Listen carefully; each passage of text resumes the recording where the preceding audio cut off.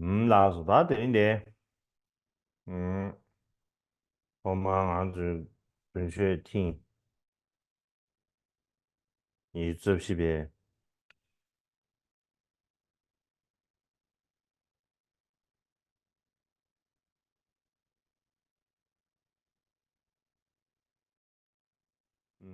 本学听你这批别给那么这一次好了呀，是我们第24届的七个那里冬季给辩经法会。那首先，我要这批别问候这个所嗯，有法会上参与的所有的上师、祖古、当然先给，呢，善知你不就识，个样子，还有所有的与会的他们那个上不了呀，僧众们。他们这批别给，首先甚至原因，要问候大家，那这里扎西德勒，本学地套了呀，他们吉是呀子。祥如意。那么本来马龙的奥和规划亚雪，但那这是里没熊人，这里马龙奥和亚雪的，要继续这个马厄夏季课但我程，上不了因为去年全是，没有但一点啊，这个两机会讲，个小了点呢，但那不是今年叫没熊的印度山呢，也一样，但是马因为比龙奥和亚较雪现在繁忙，没熊人，所以也没有办法那这里继续这个马厄夏这里啊，季课程。咱这写着看看了那么水给，但这一次咱这里那在些，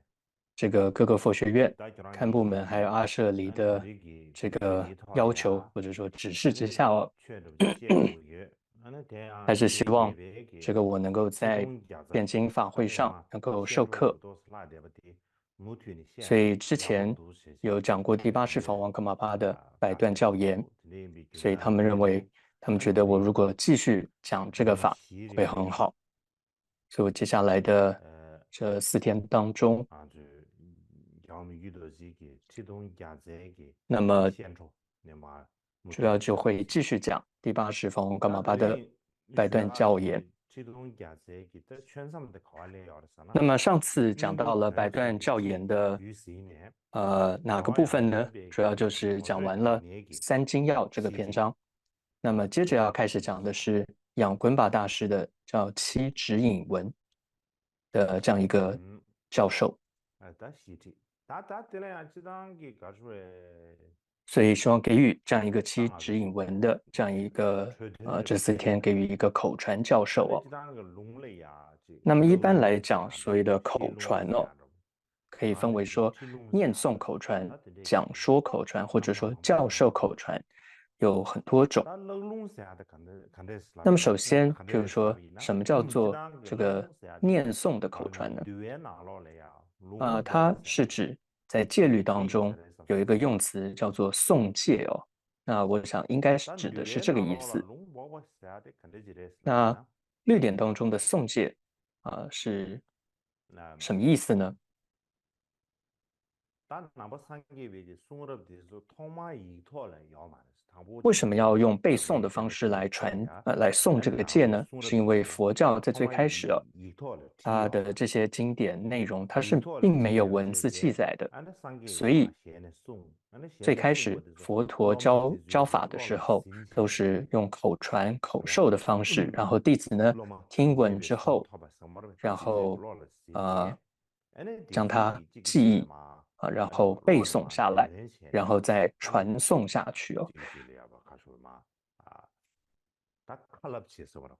这个就看了不起啊，所以可以说，就但这个是就是写。我们叫做口授的这样的一种那传统，就是啥呢？口那么传的一种那么方式，就是给，就口传的意那么思。啥不就啊嘛？然后这所不就那以啥不就过去来说，全部应该这个老听了呀？师在教导弟子说，为了让这个弟送了子他要能够背诵，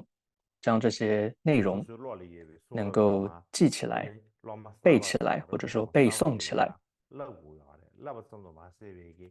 他不仅要啥不先就必须落了教他们，心过要的。而且呢，那对落了他人要一切让他们马太阳，背下来，俺那连所以呢，诵给他就要让这个七日去。弟子要复诵3次，就是重复跟着他念诵3次。连诵节律马太阳落连诵节律写关意思的。王不能不的这个连诵节律现在不就落了心土面中。那么过去可但能这些呢，如上根果器的弟对不起子人家，念诵了3次之后，这不大出概就能下那面的，够但是这个背下来。连忙不把节律那写的，么，但那么落了可能那这个心种也不落，脑子不是太好，我们俺这说不是上根器嗯，的弟子，送了可嘛，能就要念俺诵好多好好的嘛，次之叫俺后，这里呀，那么龙包才把能够心结了回记下来，或者说背下来。总之，背下来直到熟记哦，我们说就叫做可以说这个传经了，就传下来了。那么，那么当一个弟子将这些内容背下来之后，他为了不要忘记他所背下的这些内容，所以要不断的去复习，或者说不断的去念读它，这就称为叫做诵读。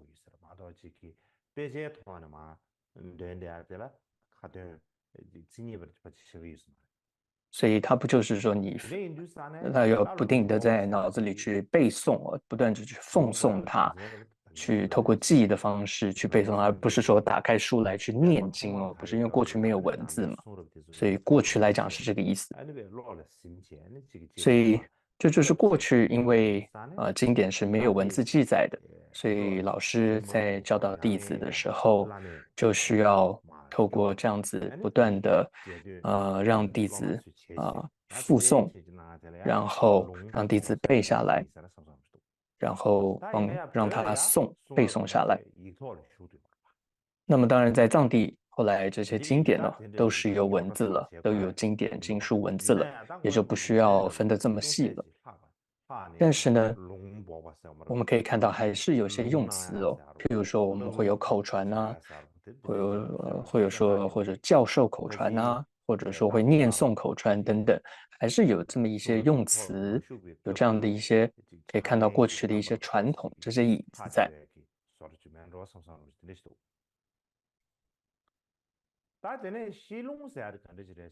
那么接着呢，什么叫做讲说传统呢？它最主要就是将这些经典内容，可以说每字每句啊都非常清楚、正确的这个奉诵出来。那然后偶尔会做一些的解说。那么有些人是这么认为，是这叫做讲说传统。那么再来一种叫做教授口传。那么这里教授口传，它主要指的是这位上师他自己具有修行的觉受，具有这个觉受，然后呢传授给弟子，这称为叫教授。总之呢，口传呢重在文字，那教授呢是重在它的含义意涵。所以如果弟子没有领会这个各种含义的话，那么上师解释讲说的再多，那也就只是可以说听到而已，那不能算是真正得到了教授。所以这大概是口传跟教授大概的一些意思哦。但其实呢，在经典还有在序典当中哦，你会看到他并没有很清楚的将教授还有将口传分开的这样清楚的论述。但是过去祖师的一些教言当中，或者在过去的一些从印度论师的著作当中会看到当中，总之并没有很清楚的有这样的内容啊，并没有很清楚的这样教授跟口传分开的论述。但是呢，因为这个为了符合后来的可以说末法吧，这些弟子的根器也可以说跟比较差一些。总之，为了符合他们的弟子根器和心意哦，所以慢慢就有了这个教授和口传稍微有些不同的这样的传统。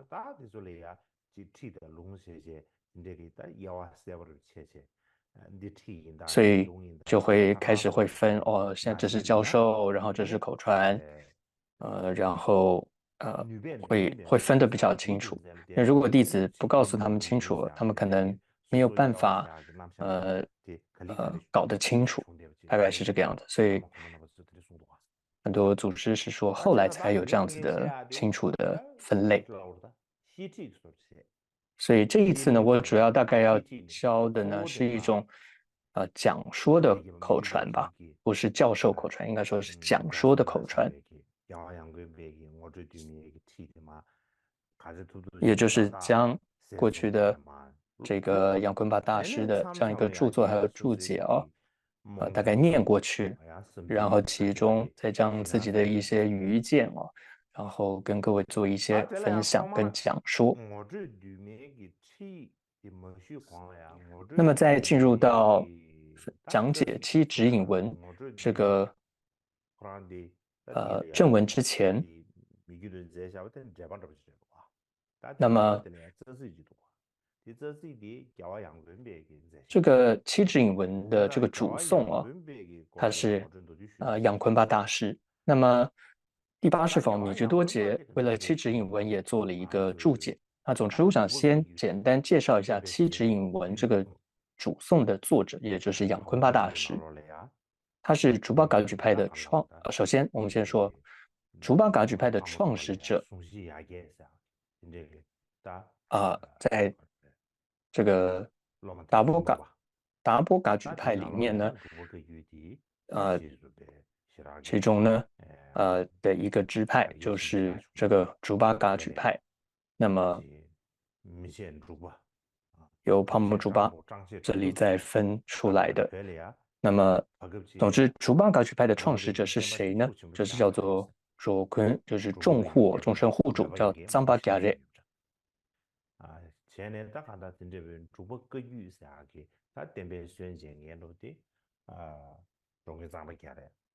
所以就是这位藏巴噶热大师，他是竹巴噶举派的创始者。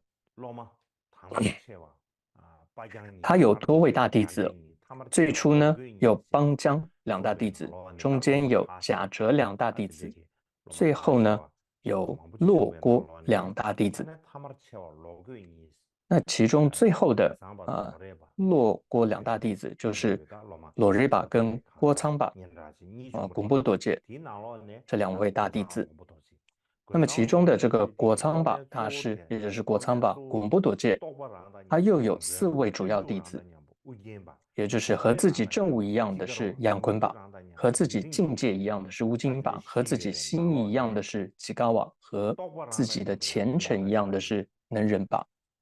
所以杨坤巴大师你可以看到，他就是果仓巴大师4位主要弟子当中的和自己证悟一样的这位大弟子。而他在藏地呢，也普遍认为是这个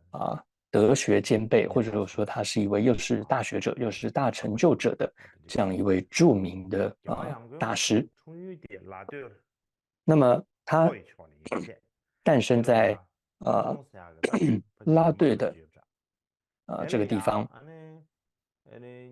那里呢有一个拉东寺。那么他出生呢是在一个宁玛成就者桑玛切巴的这样一个家族，所以他的家族是宁玛派。他父亲呢名阿居久桑，母亲名为却通。他诞生的年呢是1213年。那么母亲在怀他的时候呢，就有很多这些殊胜的征兆，比如说那时候母亲就因为怀了他，甚至就能够升起，很自然的就升起了禅定，就说他不用特别去做什么禅修，就自然的升起了禅定。然后在他出生后不久呢，据说他就会说这个皈依。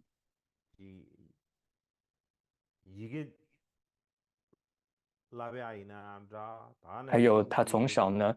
无论是这个不用特别的教导他自然就会读写这些经典经书。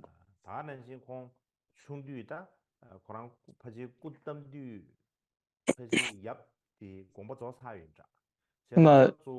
他应该诞生的时候，父亲应该就已经不在了，就过世了。所以总之他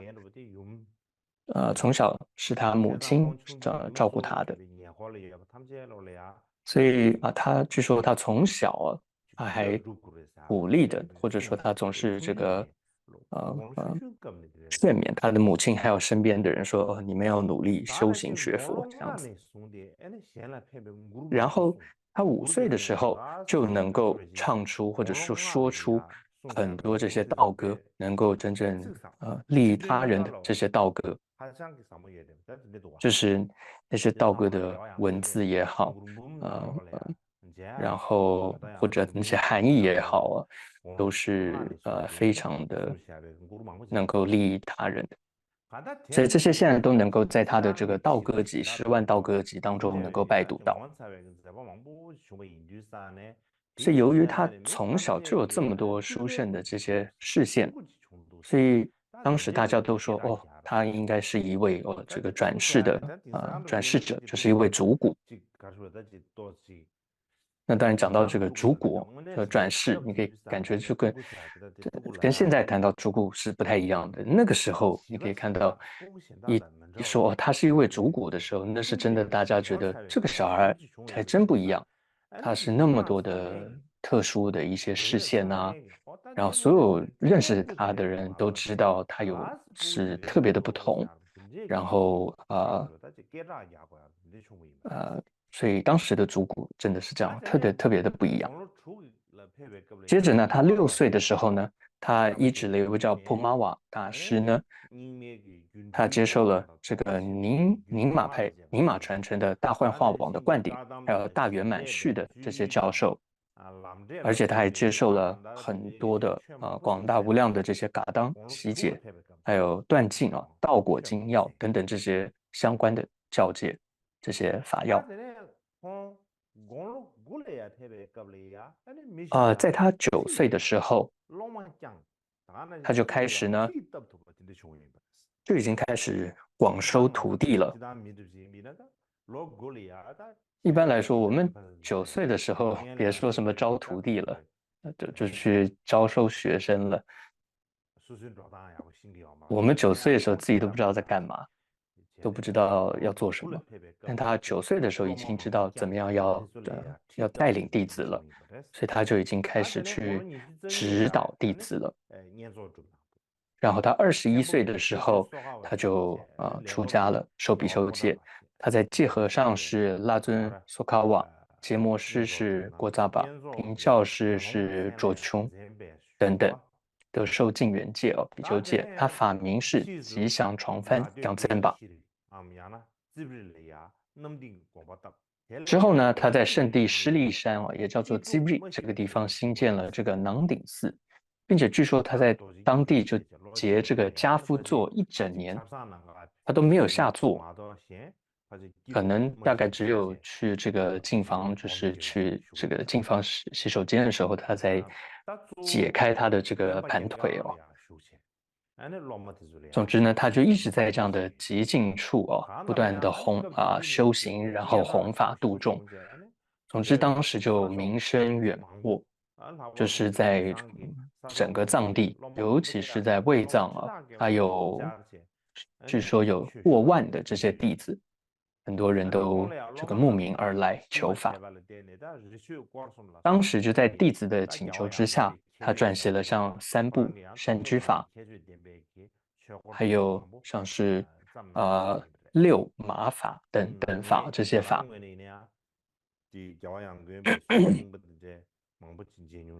我自己呢也看过一些杨坤巴大师的著作教法，我自己也深深觉得是非常的特别。然后呢，在他46岁的时候呢，也就是1258年，他就圆寂了。他有很多的弟子，但最主要的是2位弟子，其中一位呢是他5岁时，他可以说所收的一位弟子，也后来呢是当时因为他5岁就很出名，所以当时呢就有一位弟子来见他，那位就叫做坚纳忍谦殿，这是他最主要的一位弟子。另外一位叫做罗瑞去贡北，这2位是杨坤巴大师最主要的弟子。其中坚阿瓦的弟子就是苏布瓦，他的弟子是巴拉瓦。巴拉瓦主巴他就是主巴嘎举当中有不同的传承的这个上主巴嘎举的的教法弘，最主要的弘扬者就是巴热瓦这位大师。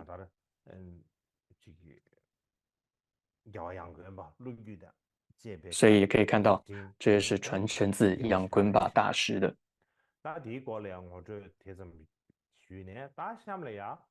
那这是简单介绍一下他的这个历史。那么我们这次要讲的是七指引文哦。那这一部著作的背景啊，简单的跟各位分享一下。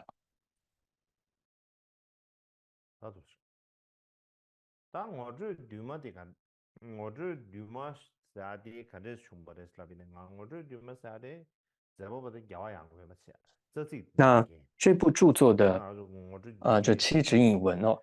那它的主颂它是杨坤巴大师所著，但是百段教言当中所收录的，它是第80房米居多杰对于这个七指引文的一个注解。那么这个背景总之是杨坤巴大师他在初建这个拉顶官房的那一年呢，他当时就对有25位这个新进的弟子可以说指引教导他们这个修行。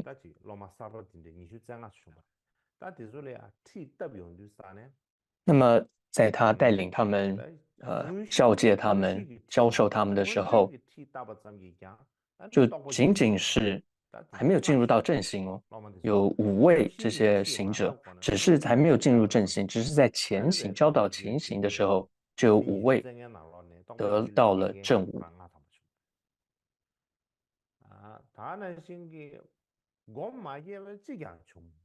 而且呢，最后这25位呢，每一位可以说都进入了这个禅定。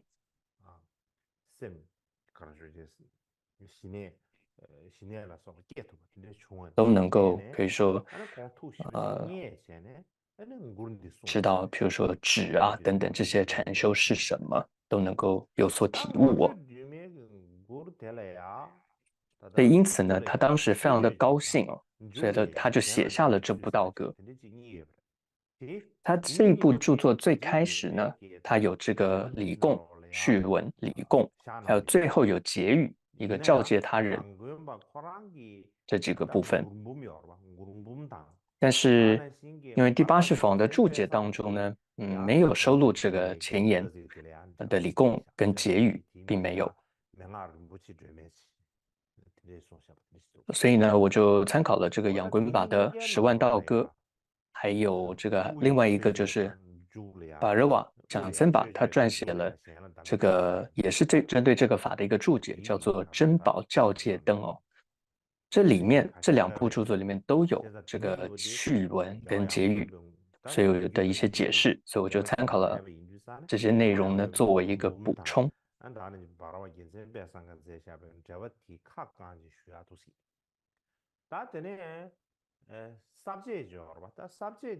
另外呢，科判的部分呢，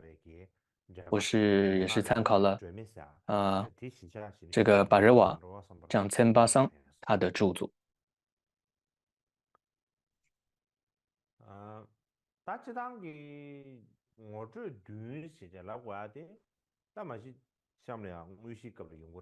那当然，这个7指引哦，那之后会介绍，但最主要的7个指引，第一个是止，第2个是观，第3个是离系，第4个是念动自解，第5个是一味，第6个是修持不断。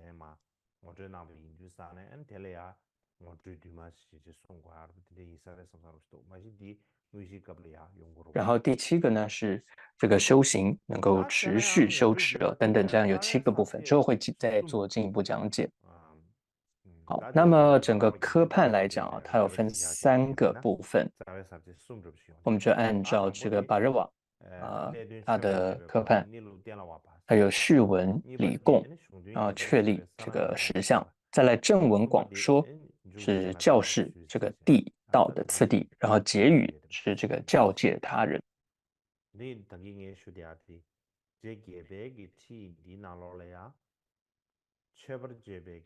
那么，所以之前提到说，在第80法王的这个注解，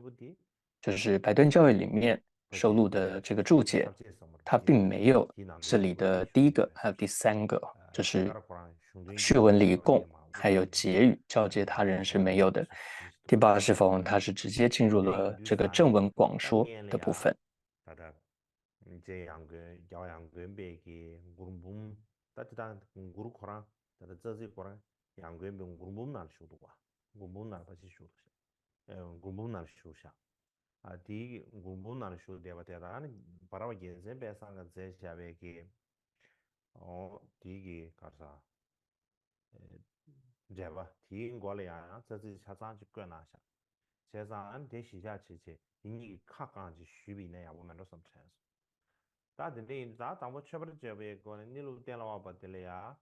추주 응어는 지금 쉬었어야 那么，首先理供的部分呢，又分为两个，就是有理供的正文，还有德寿加倍这两个部分。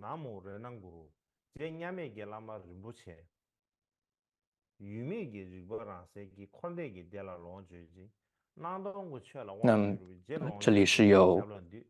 一个祭文，就是礼供的部分。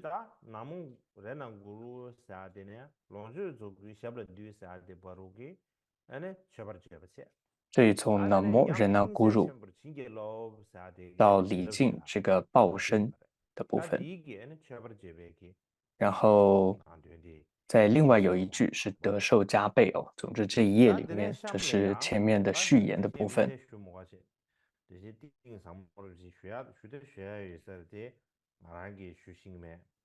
那么接下来这一段呢，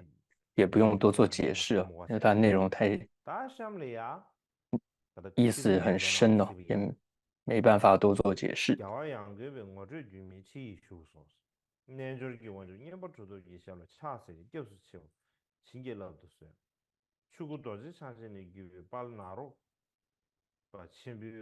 所以说，大成就者年报自在于前世，千里归一，愿赐加倍。如果没有现证最上毕竟三灌顶之真实势力智，也就不可能有从法身持金刚传承至吉祥那罗巴大师师嘎举大手印真实成就。然而近来也有因般若乘和共同直观教授的传统，也就是由护主阿底峡传承下来的菩提道灯论的教诫，甚至是敦巴千波与昆巴巴等人的具身契合法。至尊冈波巴与护主阿木主巴为应着世所化弟子喜好高尚乘法的心态，将此命名为大手印具身契合。那么此处的主颂相分与空分本自具身起，依教契合故名具身契合。依据以上文字，近来上师们在此为相、为名、为觉上给予指引，让许多人确认止观三身等于其上本自圆满，而不是在其他任何地方。在这一点上，这些人以世俗颠倒之心，错误的隐居噶举上师之教言于密意，尤其在卫藏这里，因为对于至尊楚巴多有宗派上的信仰，导致他们将果仓巴和杨坤巴等大师的教言而变成自己误解的来源。我由于无法忍受这样的情况，我将对于法尊杨坤拔的七指引文做释文。那刚这一段念过的，大概就是这个第八世法王的百段教言当中的这个注解的一些内容。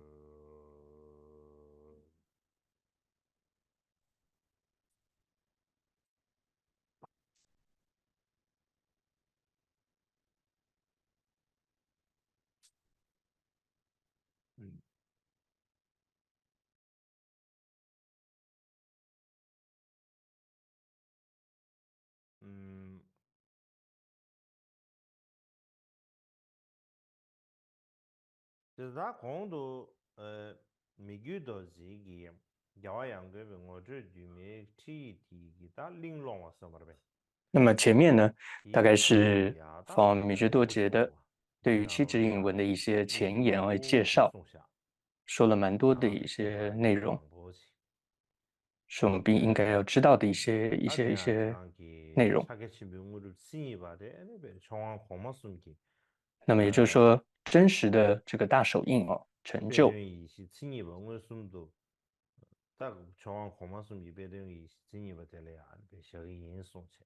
它指的就是这个最上毕竟三冠顶的这样一个真实质哦，真实势力的这样一个质。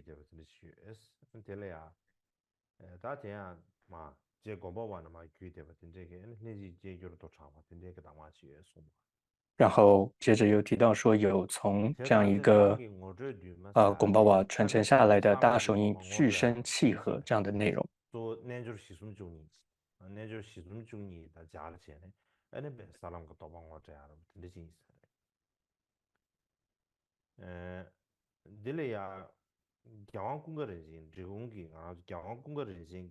那在贡嘎人前之贡巴的一位大师，他的一个著作当中呢，会看到和仰贡巴大师很类似的一个内容的叙述，也就是说，大手印的这个地道，也就是余伽哦，这个12余伽，4、3、12余伽这样的一个，也就是专一、离系等等哦，一位。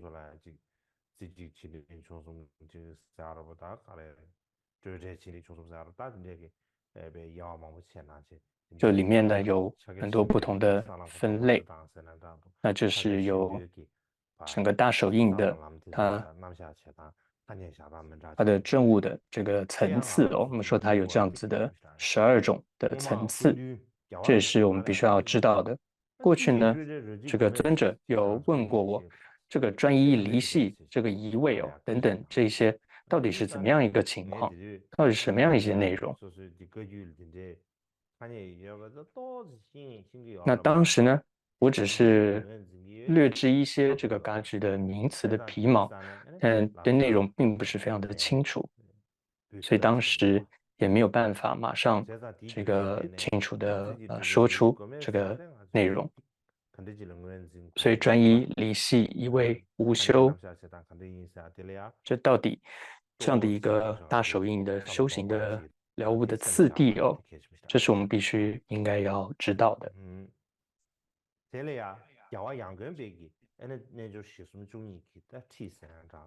那我们说仰坤巴大师的他的这样子的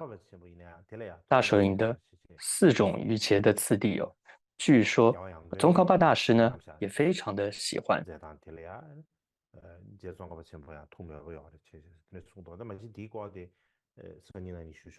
那这部分我们明后天课程中可以再做一些解释。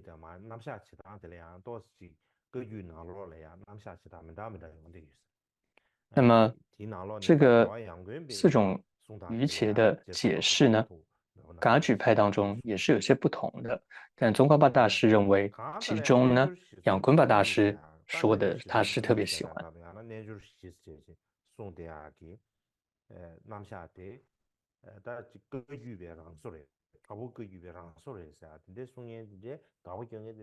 当然，有些人呢批判说，哦，这种4种瑜伽的说法是达布噶举你们自己创立的。但是呢，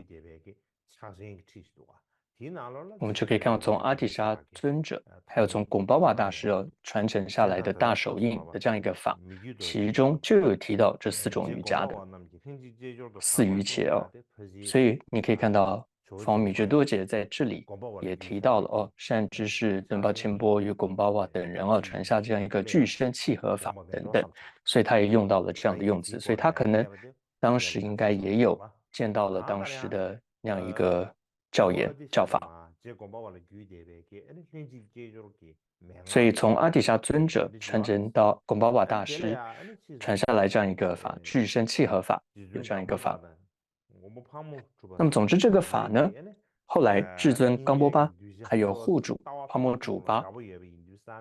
因为为了应和浊世的这些弟子他们喜欢比较高深高上乘的这些法的形态，所以将这样的法就命名为大手印具身契合。所以我们一般有称叫做经典大手印、续典大手印跟精要大手印等等。我们会说，当我们在给予大手印的教诫、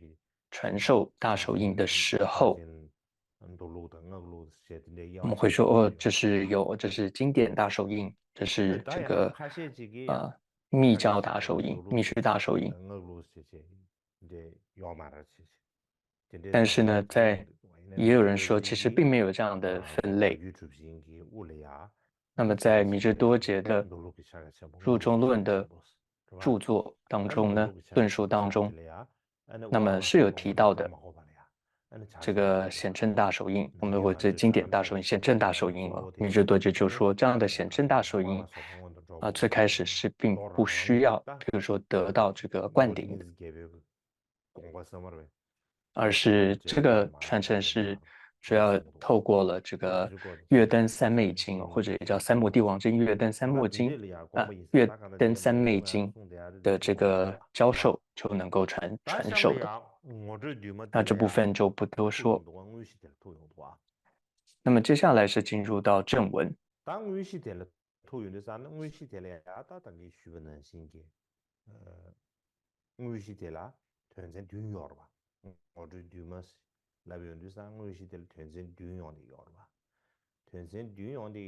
那么接下来呢，正文的部分，第一个呢是指的指引，指跟观指的指引。那指的指引当中呢，这里又分为3个部分。第一个是安心的方法，然后无造作，然后将妄念作为道用，这3个部分。那么首先第一个是心安住的方式。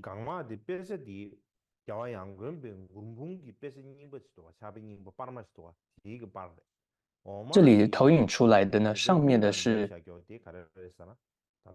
仰坤巴的道歌集的这个旧的经典。那么下面你可以看到是我们打字进去的这个米支多杰百端教义里面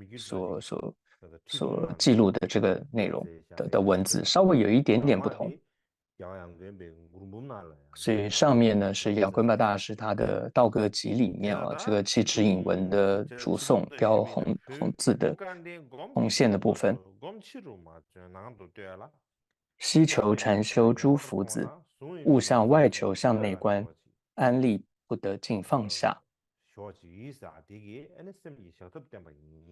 然后摄持不得松缓住，这样子。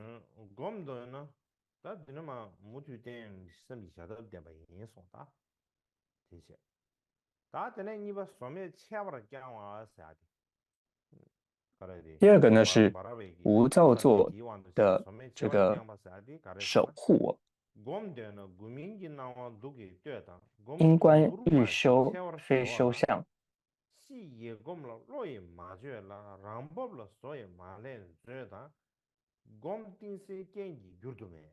勿结禅修须安住，自然即修勿扰动，勿以造作然自然，无缘能动生明修。大概是这样。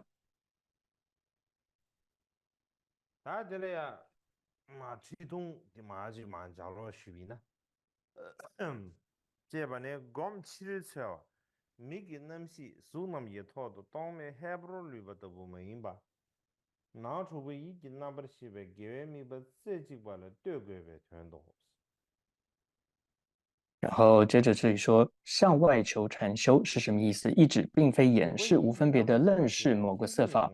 而是需要以第六意识专注于这个善所缘上。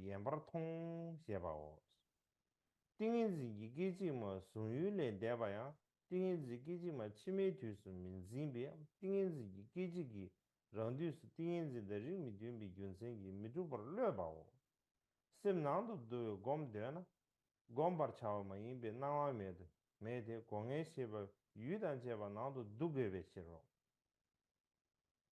띵인지 균직도 손에 뒤서 인외 돈부를 매줘봐. 띵인지 당부를 시비 관배 시디니 안기 시균은 좋아하는 남도의 생계 마저버려 저배 된이라. 예금 셔봐 카지다 시반 링인 되만의 띵인지 영어인 예 자와는 마인데 대단한 띵인지 사장라 라마레베 치로. 띵인지 랑법소 내외 뒤서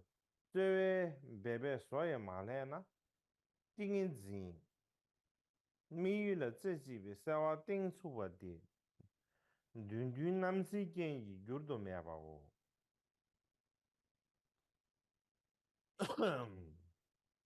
这个三个给他们都知道，现在什么3点呢？全球生活点呢，特别的300万都知道，几点到几点的得什么这几个，各位什么呢吧？希腊什么拉东尼给超看一包，夜晚的几点到几点的得包。天朗送的趁的了，电话那边瞧的，顶子给用的主把的，甚至给天下包。谈不你南道他们家的这个旅行新都讲不了给吧，热都喜欢，老么什么说老娘王，才嘛他们家的这个，你把你都有这个地位顶子，把都没吧，你让了说呗，名字没写吧，城市是别南道的西南的塞巴党，说杨道我说用的主不了这个，说把你3点了的呢，甚至给天下为什么说不？太对比。现在准备去了，现在准备去了，啥的，然后没去的，这是一题。他巴拉维给这卡的啥子的，前吧，南到南都可以送的。那么接下来是到第3个部分，就是转为盗用，将妄念转为盗用的这个主诵。我们现在一提的拍板是用的些吧呢？天上三啊，有做那么上面，搞不着，没管那么刀工米，刀工了，吃个什么乱的没刀的，刀工全面颜色了。这3天难道这个产生应该是了？这什么个难道这个产生应该是了？看应该古么有东西吧的，那把嘛都几十的米都把它买吧。这个现在呢，开把老师吧，给外省中跟那边都不就是把它省。人不赢了，让给人就没得别那着了，甚至这个现在中了，手机碰不着，把这些都给给呗，打我们的，咱们赢不听人家老看起的，像那么老些个打不赢家，看哪的当面个媳妇人人给出吧了，送那么大个些都跟中路个女人现在这边当面个媳妇了，给人看吧，塞哪了给他的钱呗。我什这这都人的三娘个这部黑路个手机个参加完呢，即使手机参到有一盘，第一出不是些，看他们那些个到完月了，即使南边没到位一些，黑路个新别我手机参嘛样面呢，看他们那些个到完，看了样月的，最新7万的，把我7万新，天那各位米不到这是讲的，其实呢，到位7万呢，写其中都算的，没到位7都没讲讲。让给我省到这没区别，你都是说了，顶人子连两个全把见面就把人家送走包，别个是都日本家属出些把那一个马大包，我们现在一天呢，3万个那些出日本现在来讲一天3、4万的省嘛这吧，让买到，但是现在3万的跑不去呢，看别去给那啥日本谈到他，咱们这个群呢，我也起码。用为这个是没的，3个给他们的大体第一个室内过的学什么去，他拉动过的。那么上面这里是说念过去了这个指的指引的部分，那明天会再念过观的部分。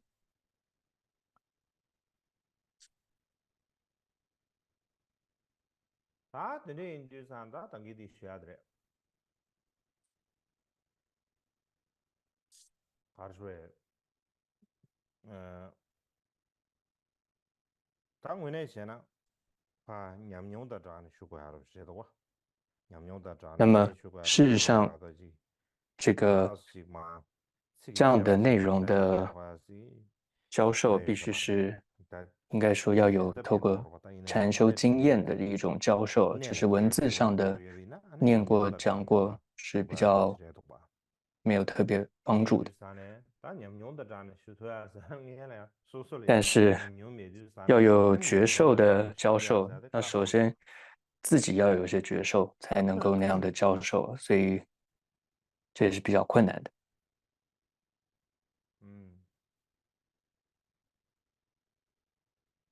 大概的，俺们这里送有的啥呢？什么小都送给狗里呀？哎呢，我们下的，哎那边起落了呀，起落雨了呀，这边呢，年要嘛的是。所以这里首先谈到就是说，禅修的时候呢，它不是向外去禅修、去找寻，而是向内去观，去守护自心，去观自心。做的所以给什么的，是起落了呀，你等的身体看着人都不加了，所以不是向外看着人都这些，去数啊，去分析哦，这是什么，那是什么，就像我们平常会做的，不是那个样子，而是向内去一种观察，自己的心现在的是怎么样一个情况。所以这里杨坤巴大师提到这是很重要的。所以你会看到很多禅修教典都会提到这样一个用词，就是向内观自心，向内守护自心这样的一些用词。就是比如说现在你的心，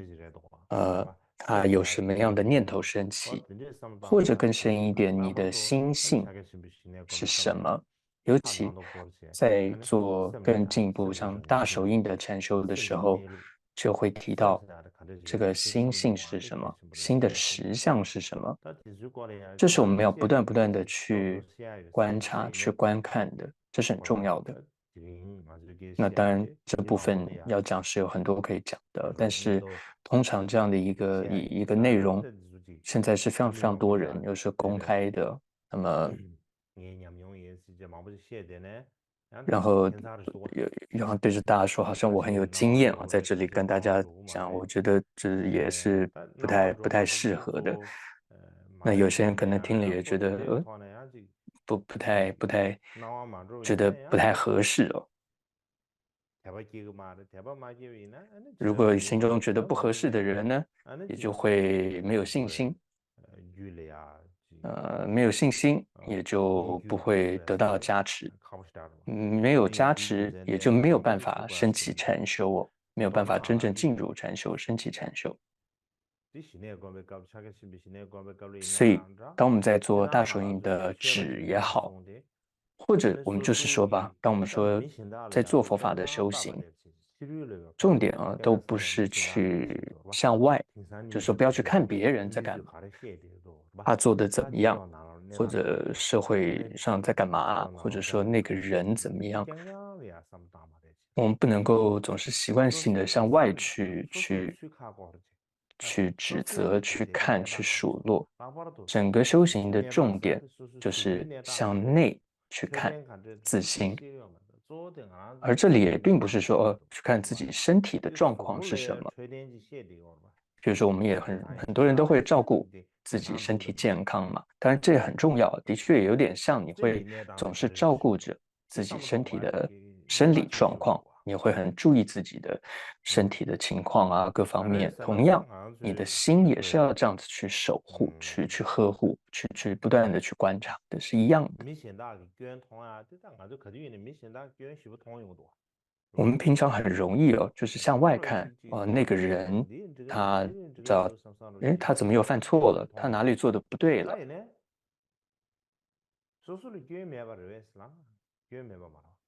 但是呢，如果问说你自己有没有问题呢？当然不是没有问题的，但很大的问题，最危险的可以说就是，总看到别人的问题，自己看不到自己的问题。那最危险在哪里？就是这样子的话，自己是永远没有办法进步。所以看到自己的问题，才有可能进步。这就是修行它的重点所在。所以如何能够看到问题？我觉得其实就是你懂得不断的反省，你会向内会注意到，比如说我们自己的言行，甚至到起心动念各方面，所以这就是向内修行它的意思啊。比如说你现在的心态是什么？你到底的动机是什么？真的是要不断的去观察自己的心念到底是什么，所以再从就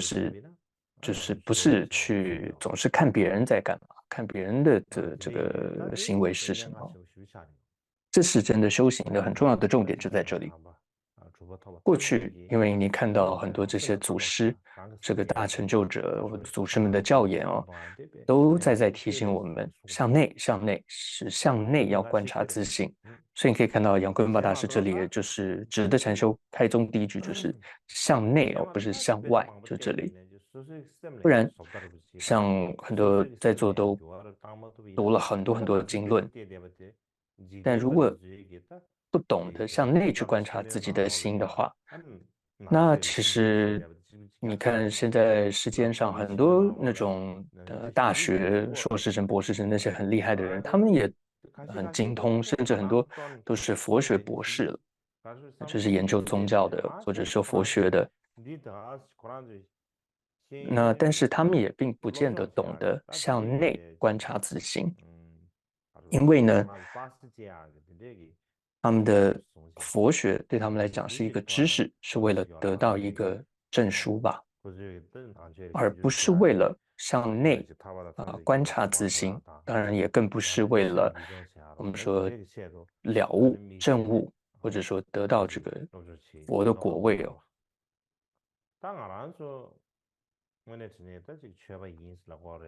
那但我们应该是不一样的。我们说自己是佛教徒，我们会说自己是真的佛教徒。如果我们真的这么认为的话，那就真的应该要向内观察自己，这是向内，就是这样。所以如果没有抓到这个要点，读的再多，有再多的知识，甚至闭过3年3个月的关，那可能也都是糟蹋了。所以真的不要忘了就是一定要向内观察自心，大概就是这样吧。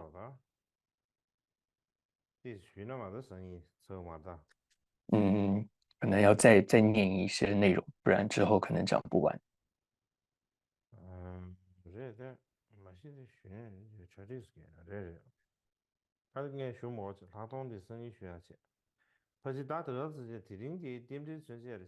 我想还是大概这样吧。今天一个好的缘起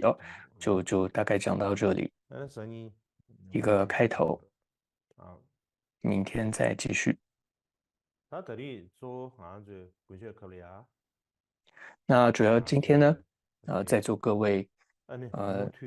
与会的这个辩经法会的僧众们，大家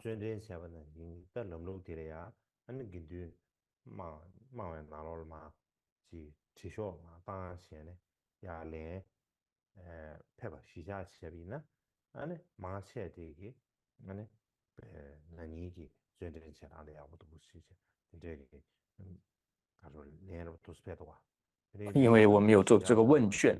那么问卷依照去年的问卷，我们可以看到，就问所有僧众去年辩经之后有发问卷，从问卷里面就可以看到说，大家对于去年整个辩经我们的一些新的制度一些方式，大家其实都非常欢喜的，所以这也是我一直的一个心愿也只是我一直想要推动的，就是说让就是我们说让整个教育的提升我们有很多这种方式可以提升这个教育的。那当然最主要就是透过讲说，然后辩论，还有著作等等，这是传统是这么说。那现代的这些你可以看到这些学府当中，他们会也很注重就是研究、讨论。那么这也会帮助一个人针对某一个知识能够有更深入甚至更广泛的一些认识。然后再加上你甚至要去著作，针对某个内容去著作。那么，因为当你在这个研究的过程当中，其实你就在不断的去广泛的阅读，甚至不只是佛教内部的典籍，甚至你也必须要去看很多非佛教的这些其他的经典，或者是一些文献，然后你糅合之后，你必须整合成一个你自己的看法跟自己的见解，而不再是这种我们说人云亦云。然后，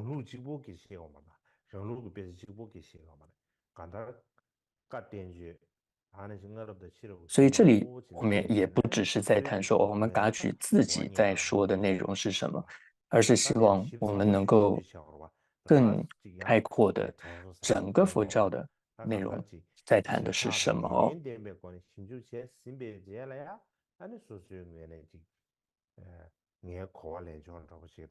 那么在这样子广泛的研究之后，很仔细的研究之后，如果我们能够有一个成果出来的话，我觉得这应该会是一个比较特别的、比较好的成果。就像我以前分享过，宗喀巴大师哦，他在当时，他就广泛阅读了甘珠尔的这些典籍跟文献。他也上阅读了很多前红旗的这些文献、这些典籍。那最后呢，他就可以说他建立了，或者说他说出了自己的这样子的一个建立起自己的一种学说，或者他的一个看法跟见解，而是也撰写出非常多的这些典籍。那为什么他的看法能够这么的可以说突出哦？那当然也有很多人有一些不同的看法，或者说一些批判，或者说和过去的，或者说他的见解，你会看到，甚至跟过去很多的祖师是不一样的。那这是当然的，这是因为他做了非常非常多的研究，广泛的阅读之后，他自己所可以说得到的一个不同的一个结论。所以当然会跟过去的人不一样，因为他不再是过去的人怎么说人云亦云这个样子，并不是这样。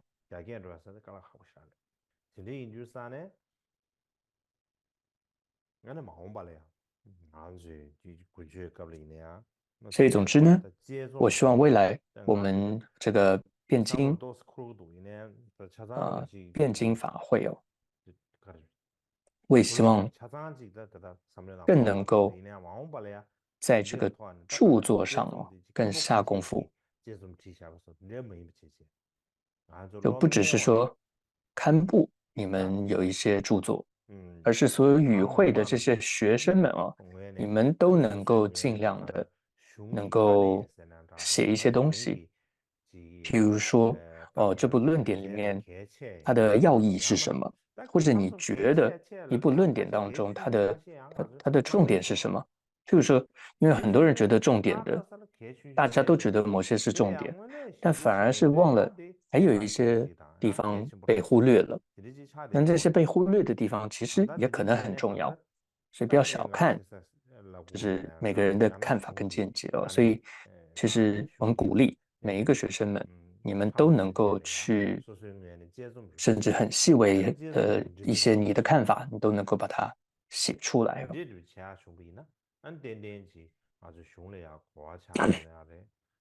其实就是希望你在写的过程当中，你就能够对于这部论点，你真的就会越来越了解它，越认识它，越深入它。当然，你说辩论也是一个方式，那但它通常是比较呃，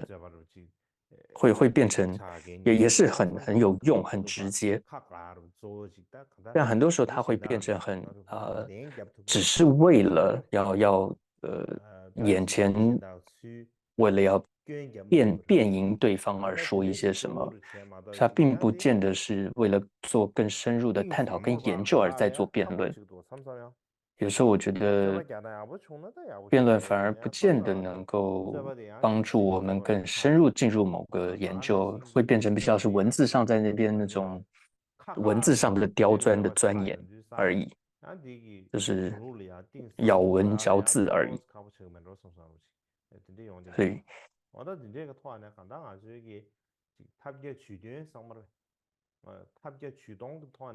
所以总之呢，我们要透过各种的方式吧，千方百计的，然后希望大家都能够在知识上，在我们可以说我们的佛学教育上啊，希望大家每一个人都能够有所提升。所以，如果不只是我，如果你们有任何的想法哦，你们都能希望你们在这个讨论会当中都能够提出来。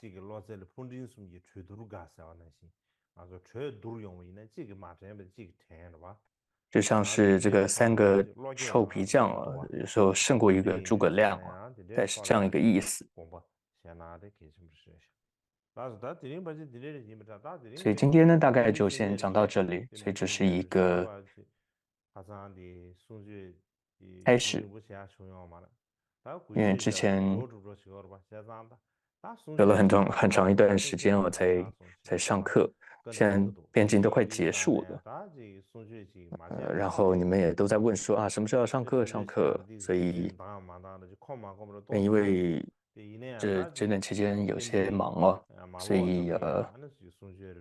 以最后这几天，也就是可以说这课程是念过去吧，有一些地方做一些讲解吧，它也算是这样一个课程。好，明天会继续。